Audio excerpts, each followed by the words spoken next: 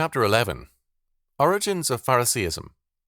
Zechariah chapter 10, verses 1 to 12. Ask ye of the Lord rain in the time of the latter rain. So the Lord shall make bright clouds, and give them showers of rain, to every one grass in the field. For the idols have spoken vanity, and the diviners have seen a lie, and have told false dreams. They comfort in vain. Therefore they went their way as a flock. They were troubled, because there was no shepherd. Mine anger was kindled against the shepherds, and I punished the goats. For the Lord of hosts hath visited his flock, the house of Judah, and hath made them as his goodly horse in the battle. Out of him came forth the corner, out of him the nail, out of him the battle bow, out of him every oppressor together. And they shall be as mighty men which tread down their enemies in the mire of the streets in the battle, and they shall fight, because the Lord is with them, and the riders on horses shall be confounded. And I will strengthen the house of Judah, and I will save the house of Joseph, and I will bring them again to place them. For I have mercy upon them, and they shall be as though I had not cast them off. For I am the Lord their God, and will hear them. And they of Ephraim shall be like a mighty man, and their heart shall rejoice as through wine. Yea, their children shall see it and be glad. Their heart shall rejoice in the Lord. I will hiss for them, and gather them, for I have redeemed them, and they shall increase as they have increased. And I will sow them among the people, and they shall remember me in far countries, and they shall live with their children, and turn again. I will bring them again also out of the land of Egypt, and gather them out of Assyria, and I will bring them into the land of Gilead and Lebanon, and place shall not be found for them.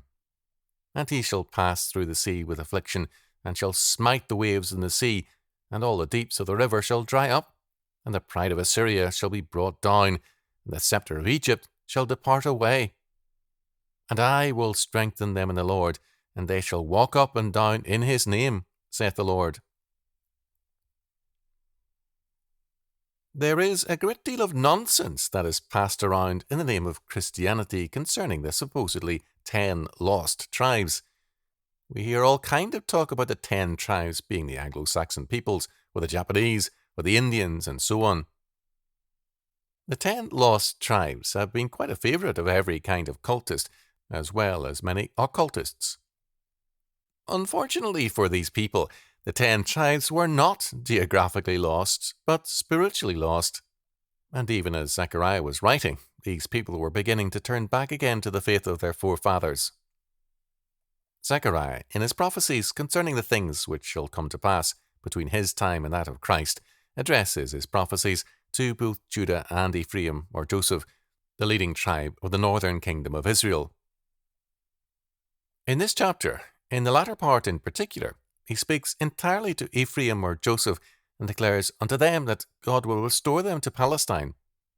He is at present still scattering them abroad. They are in Assyria, and some who fled from the Assyrian captivity had gone to Egypt. But he will sow them among the nations for a time, in order to prepare the way for the coming of the Lord. They will be a witness. They will make known the word of God.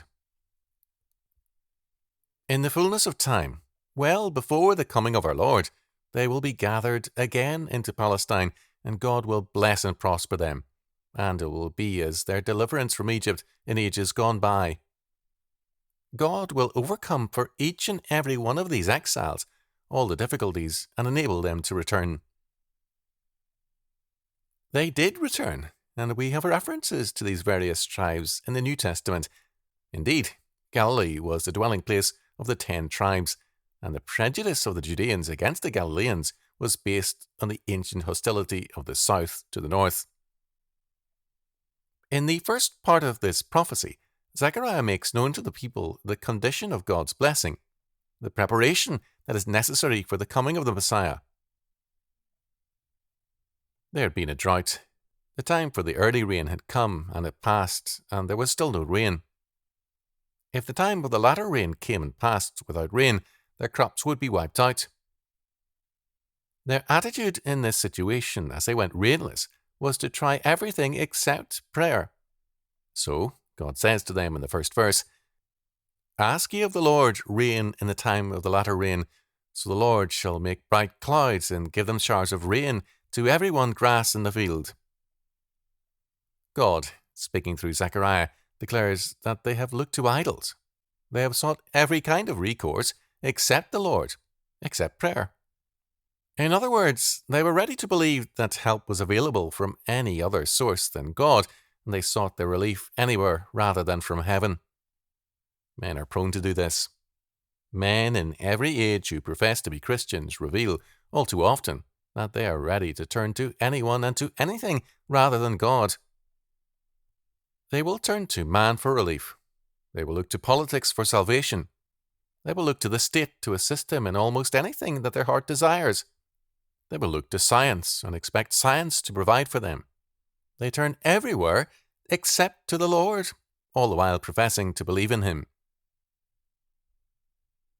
We have here that which came to be, finally, the ruling spirit in Israel, in Judaism, Phariseeism. Phariseeism outwardly professes to be the most religious of all groups. We have seen that in the Old Testament, only one fast a year was required on the Day of Atonement. That fast was only until evening, when it became a time of banqueting. The Pharisees demonstrated how religious they were by fasting twice a week.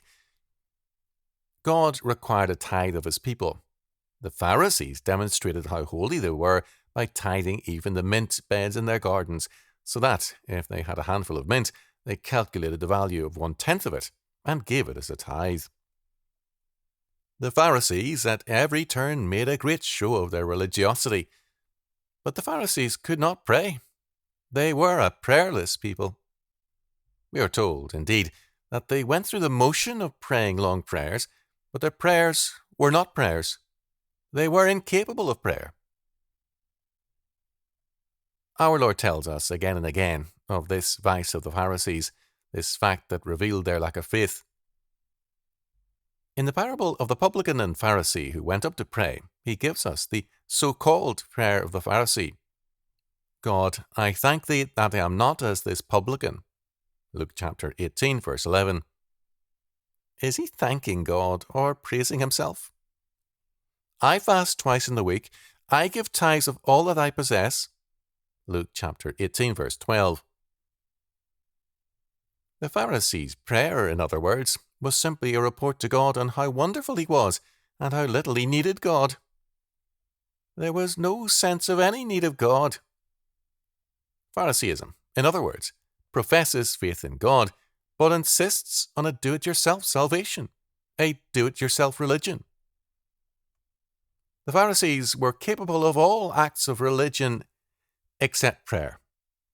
It was this weakness that Israel was now revealing. They had come back in faith. They were rebuilding the temple in faith.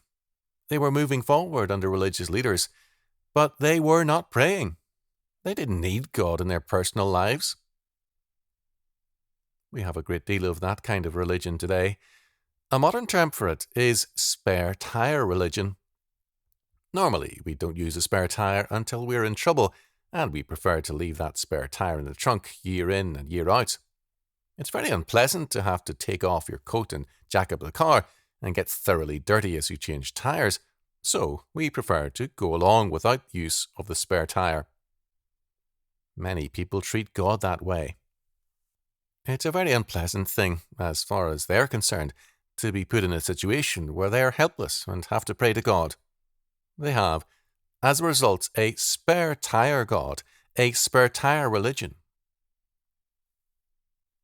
Phariseeism is the refusal to let God be God, and Israel, by its failure in a simple thing like a drought to turn to God and to make this a matter of prayer, by taking every recourse except prayer, was revealing the beginnings of Phariseeism in its midst. Therefore God, in verse 4, makes clear that no man can neglect Him, because all things are in His hands. Out of Him came forth the corner, or the cornerstone.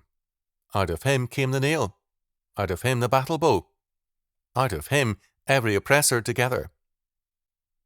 This is an assertion of total providence.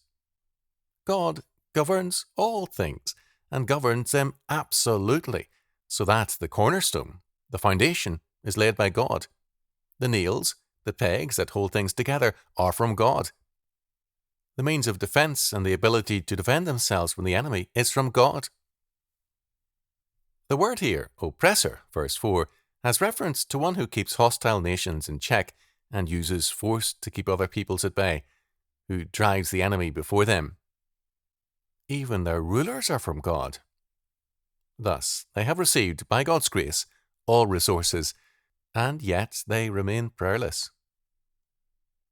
This, then, is the essence of Zechariah's message to Israel and to Judah, and he prepares them for the blessings that are to come in Jesus Christ. And as he warns them concerning the evil in their midst, he puts his finger on the beginnings of Phariseeism, their prayerlessness, their inability day by day to commit themselves unto God, to demonstrate their need, and to rely upon him in prayer. We have, therefore, Phariseeism all around us today. It is a do-it-yourself religion, a do-it-yourself salvation.